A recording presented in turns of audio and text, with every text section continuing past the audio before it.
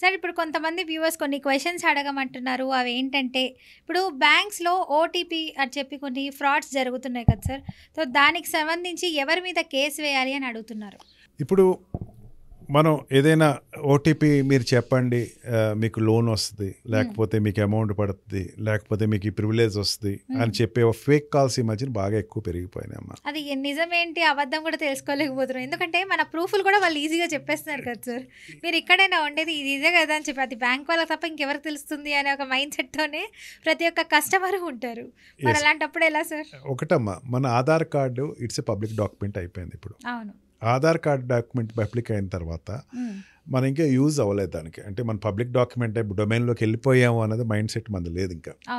మనం ఆధార్ కార్డ్ ఎవరో డౌన్లోడ్ చేశాడు అనుకోండి, దాంట్లో మనం ఎవరు మన ఫాదర్ ఎవరు, మనకి పిల్లలు ఎంతమంది, లేకపోతే మన డేట్ ఆఫ్ బర్త్, ఇవన్నీ ఆటోమేటిక్గా వాళ్ళకి జనరేట్ అవుతాయి. దాని రిలేటెడ్ ఒక క్వశ్చన్ అడిగేసరికి ఒక బ్యాంక్ కూడా అడిగాడు అన్న ఫీలింగ్ ఇంకా క్లికింగ్లో ఎక్కడో ఉండిపోయాం మనం. అది కాకుండా ఏంటంటే మన పబ్లిక్ డొమైన్లో ఎక్కడో ఏదో షేర్ చేసిన ఇష్యూ ఏదైతే ఉందో ఆ ఇష్యూని వాళ్ళు తీసుకుని వాళ్ళు అడిగితే వెంటనే తక్కువని మనం ఓకే ఇది బ్యాంక్ కూడా, ఏ బ్యాంకు, యాక్సిస్ బ్యాంకా, లేకపోతే ఐడిబిఐ, లేకపోతే ఏ బ్యాంకు, లేకపోతే Andhra state bank of Indiana, లేకపోతే పంజాబ్ నేషనల్ బ్యాంకా, ఏ బ్యాంక్ మనల్ని అడిగింది, మన అకౌంట్ ఎక్కడుంది, ఫస్ట్ మన పలానా బ్యాంకులో ఎస్బీఐలో మన అకౌంట్ ఉంది. ఎస్బీఐలో అకౌంట్ ఉంటే కనుక వాడు ఏదైనా మనకు ఫోన్ చేసి ఓటీపీ అడిగాడు అనుకుందాం, వాడు రికగ్నైజ్ ఏజెంట్ తన కోడ్ చెప్తాడు, నీ పలానా ఎంప్లాయీని నా కోడ్ నెంబర్ సో మీది అకౌంట్ నెంబర్ డీటెయిల్స్ చెప్తారా అని చెప్పేసి అడగచ్చు. అండ్ సెకండ్ థింగ్, వాడెవడు మనల్ని అడగడమ్మా. బ్యాంకింగ్ వ్యవస్థలో ఎవరిని అడగరు. కేవలం ఏంటంటే మన ఏదైనా చెక్ బుక్ అప్లై చేస్తే మన చెక్ బుక్ మనకు వచ్చింది అందింది లేదు, లేదా debit card credit card apply చేస్తే ఆ డెబిట్ కార్డు క్రెడిట్ కార్డు మనకు వచ్చింది, లేదా స్టేట్మెంట్ అడిగాము, స్టేట్మెంట్ ఇన్ఫర్మేషన్ మనం అడిగిన దానికి వాడు సప్లై చేస్తున్నాడు. అంటే ఏంటి, మనం అడిగింది మన వాడికి చెప్తున్నాడు. అంటే వాడికి సపరేట్గా స్పెసిఫిక్గా మనల్ని అడగడు కదా. మనకి ఏది ఒక ప్రాజెక్ట్ గవర్నమెంట్ ప్రాజెక్ట్ నీకు వచ్చేస్తుందని చెప్పాడు కదా. మనకి ఏమవుద్దంటే అమ్మా, ప్రతి వాళ్ళకి ఒక ఈజీ కాన్సెప్ట్ అమ్మా, ఈ అమౌంట్ మీకు వచ్చింది మీరు చెప్తే ఓటీపీ అలా ఇచ్చేస్తున్నారేమో, ఎవరెవరికి ఇస్తారమ్మా మనకు తెలియగడుతూ ఫాతిమా. దేవుడే వరాలు ఇవ్వడు, దేవుడే బ్యాంకులో అకౌంట్లో నీ అకౌంట్ సృష్టించుకోవాలి. మనం కష్టపడాలి, కష్టపడితేనే వస్తుంది. మనకేంటంటే ఎవడైనా ₹1,00,000 వస్తున్నాయి చూడండి మీ అకౌంట్ ఓటీపీ చెప్పండి, టప్పని అడిగి ఇచ్చేస్తాం.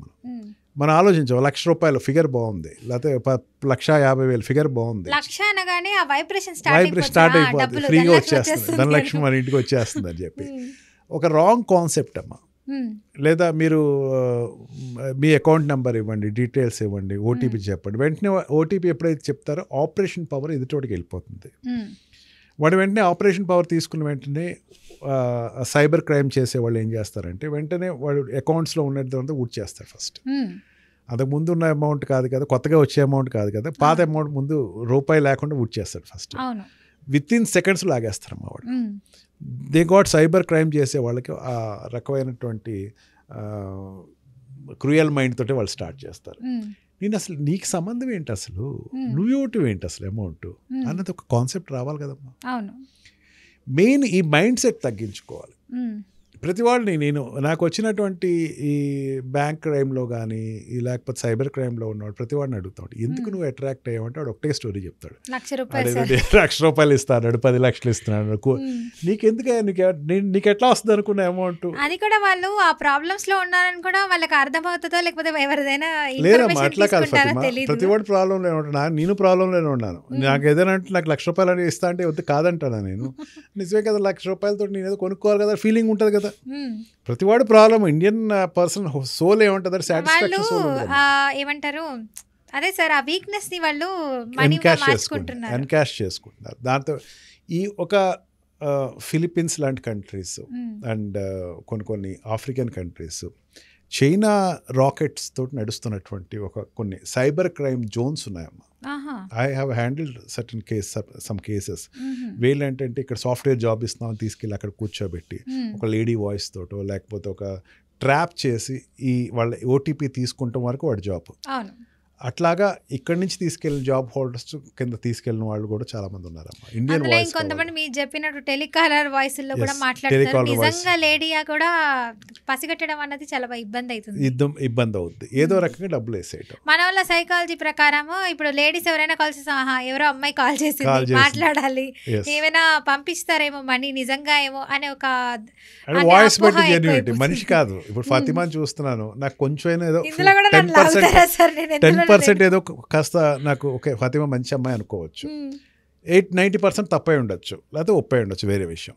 అసలు ఫోన్లో అయినేసి ఫాతిమా నాకు ఫోన్ చేసింది, ఆ ఫాతిమా మంచి అమ్మాయి ఉండొచ్చు, నేను ఎట్లా అసెస్ చేస్తాను? మనిషిని చూడలేదు, వాళ్ళు ఏంటో తెలియదు, వాళ్ళ పరిస్థితి ఏంటో తెలియదు, తెలియకుండా డబ్బులు పంపించేయటం.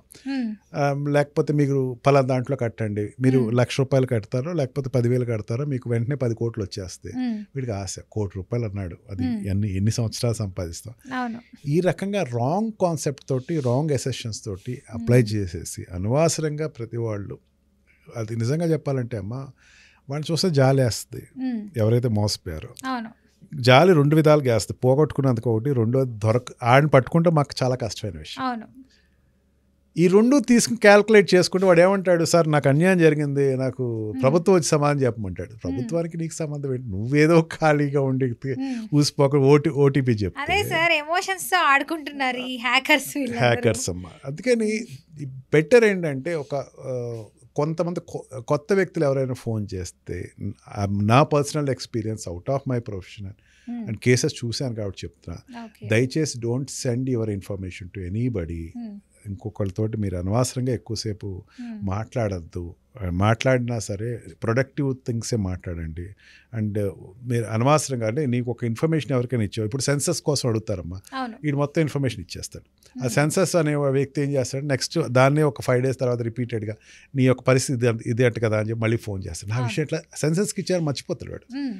వెంటనే వాడు ఓకే ఏం కావాలి చెప్పండి అంటే, నీకు ఇంత అమౌంట్ వస్తుంది నువ్వు చెప్పు, లేకపోతే ఎక్కడో నువ్వు డ్రాప్ బాక్స్లో అమౌంట్ కోసం డ్రాప్ చేసావు, లాటరీ కోసం నీకు తగిలేసింది, అది వాడికి అర్థం కాదు. ఎక్కడ తగిలింది, మా వైఫ్ ఏమైనా ఇచ్చింది అవి ఉంటుంది, నాకు వచ్చిందేమో, ఇది నా అడ్రస్ ఉంటుంది, ఏముండదు. ఇంకా వీడు వెంటనే ఓకే నెంబర్ వచ్చిన వెంటనే ఓటీపీ చెప్పేయటం, ఓటీపీ తోటి వాడు వెంటనే వాళ్ళు ఎన్కాష్ చేసుకుంటారు.